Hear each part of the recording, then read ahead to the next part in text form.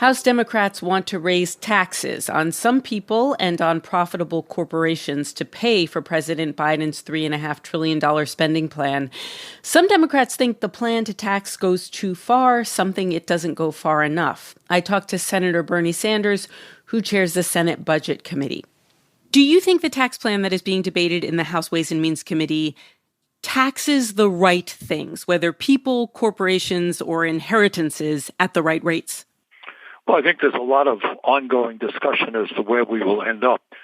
But Noel, at a time when we have massive levels of income and wealth inequality, when you literally have billionaires paying nothing in federal income taxes, when dozens of major profitable corporations pay nothing in federal income taxes, it is clear to me that the time is now to demand that the wealthy and large corporations start paying their fair share of taxes.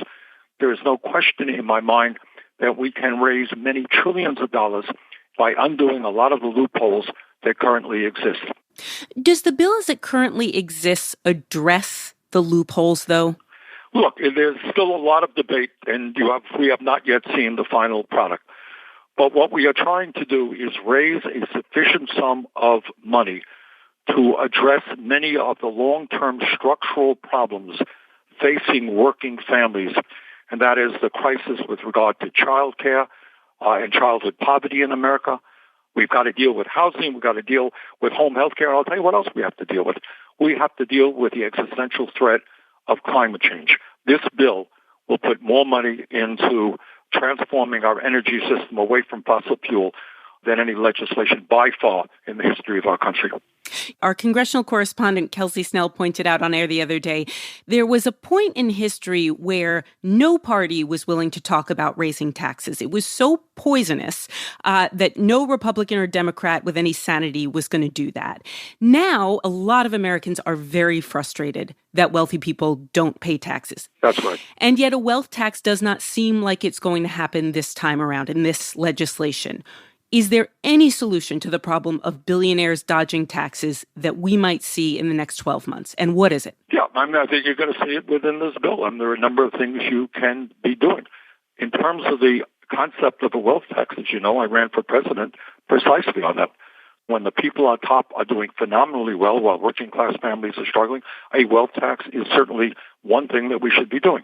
Do we have any Republican who is going to support that? No. Does every Democrat support that? No, for a variety of reasons. But that's your problem. You need them to. No, at least the Democrats, you need them to if you want to get this done. Well, that's true. But right now, I think we should take an interesting look at why no Republican, zero, is supporting this legislation. Look, it is no great secret. What we are trying to do is pass the most consequential legislation since the 1930s and FDR and the New Deal. And we are doing that with a 50-50 split in the Senate. And I think Nancy Pelosi has 3 or 4 votes to spare in the House. So it is no great secret that you have conservative Democrats. I wish everybody in the Senate and in the House agreed with my point of view. They don't. You would be aware of the historical trend where the party in power loses in the midterms. And I imagine you must also be thinking that you've said it, this might be the last chance for the better part of a decade for Democrats to make a mark on climate, family, and tax policy. Do you feel a kind of existential deadline pressure to get this done? Well, I think this is what I think, Noel. The best shot that Democrats have is to understand that good policy is good politics. That when you stand up for working families, when you stand up to protect our kids and future generations from the devastation of climate, that not only is that the right thing to do, the American people will reward you.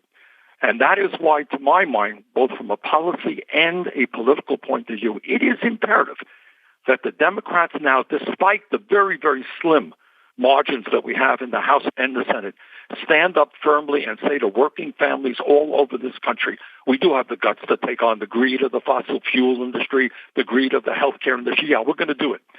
And you will understand which party had the courage to take these guys on and develop policies that improve lives for working families, and which party, i.e. the Republican Party, did not.